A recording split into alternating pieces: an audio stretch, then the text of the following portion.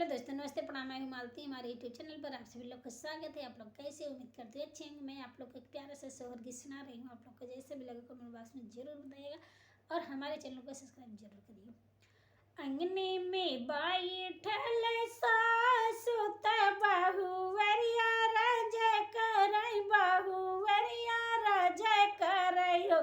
हे सासु आजू मोरे छठिया बरहिया बीरन भैया आवई हो।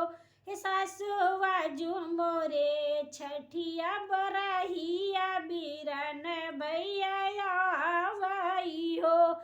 इतनी बचन सुन सासु बिरही बोलिया बोलई, बिरही बोलिया बोलई हो। हे बहुअर घुरवा पे कोई के सगवा चकौड़ी के पतवनी हो। हे बहुअर वाही के भोजन बनावत बीरन के खियावऊ हो। हे बहुअर वाही के भोजन बनावत बीरन के खियावऊ हो। जमुना तब बैठे हमरा पियावत बीरनवनी हो। हे बहनी भैया के मनवा दुखिती भये नैना लागे ढूरकई हो।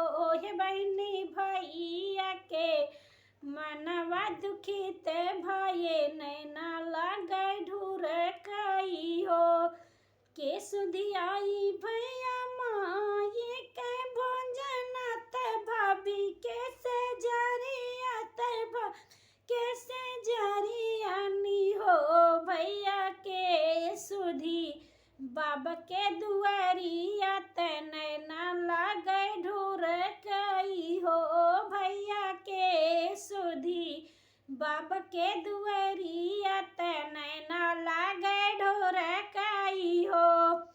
नहीं सुधी आए बहनी माई के भोजन वत भाभी के से जरिया त बाबा के दुआरिया त बाबा के दुआरियानी हो।